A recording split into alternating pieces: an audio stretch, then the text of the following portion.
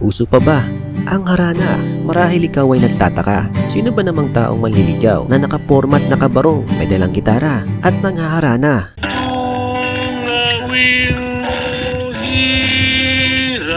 Paniguradong wala na. Ngunit may isang bayan ang pinagdiriwang, ang pinakamatanda at pinakaromantikong tradisyon. Ito ang harana. Ngunit higit pa riyan ang mga nalaman ko kung bakit patuloy na ipinagdiriwang sa San Jose Partido ang kapistahang ito.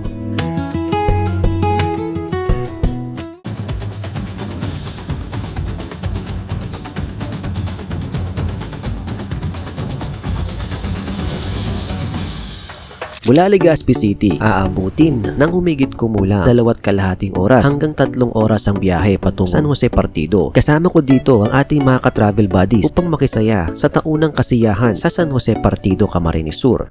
Ang San Jose, na kilala rin bilang San Jose Partido, ay isang 4th class municipality na matatagpuan sa 4th District of Camarines Sur. Batay sa 2020 census, ang bayan ay mayroong populasyon na 43,973, isang tahimik ngunit makasaysayang komunidad sa timog ng Bicol. Bago pa man ito makilala bilang San Jose, ang bayang ito ay unang tinawag na Danlong noong 1813. Ito ay naging isang ganap na bayan sa ilalim ng pangalang Patrocinio bago tuluyang ipangalan bilang San Jose. Isa sa mga pinakamatibay na patunay ng mahabang kasaysayan nito ay ang St. Joseph Parish Church na itinayo noong 1818 at nananatiling pangunahing landmark ng bayan hanggang sa kasalukuyan. Totoo naman ito dahil bago kami makarating sa bayan ng San Jose ay napakaraming simbahan ang aming nadaanan.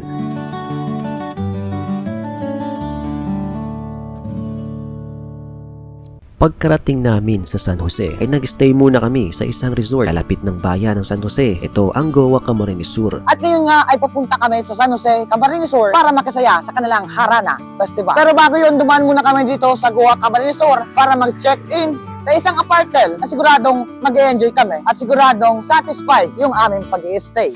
Dahil sa gabi pa naman gaganapin ang Harana Festival, ay minabuti muna namin kumain ng tanghali ito sa restaurant kung saan pwedeng-pwede kang magkamay habang nilalasak mo ang makalumang tradisyon sa hapagkainan.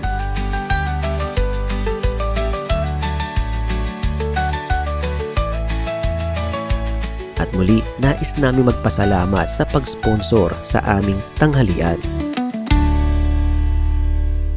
Nag-umpisa ang Harana Festival sa isang Thanksgiving Mass. Sinundan nga ito ng makulay at masayang float parade sa hapon kung saan ipinapakita naman ang kultura at kasaysayan ng San Jose Partido. Ang Harana Festival actually, pamana natin yan sa ating kultura, lalo na itong mga Bicolano, kung saan dinadaan nila ang kanilang panliligaw sa pamamagitan ng paghaharana. O ilaw sa gabing madilim.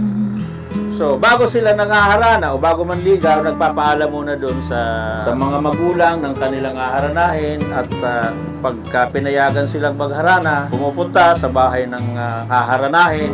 So, ang kanilang panliligaw ay ini-express nila sa pamamagitan ng kanta. Normally, gumagamit sila ng gitara. Yan ang alamat ng bayan natin. Wala bang baso?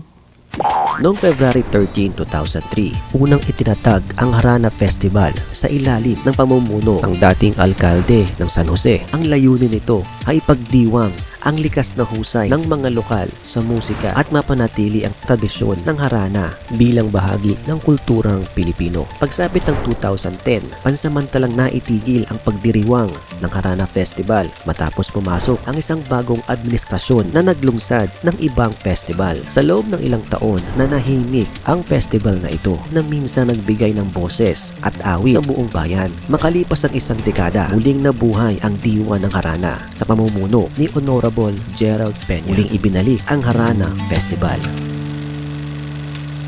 Pagsapit ng gabi, opisyal nang binuksan ang programa sa isang pagtatanghal. Mari na may dudumanan kita, agdahan na ang barkada.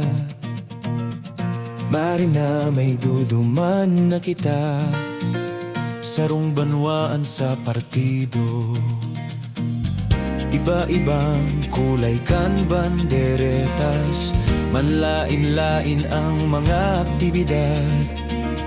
Padagos ang kasiributan sa munyan, paghanda sa maabot na pagharana. Ibahan mo ako sa San Jose Partido.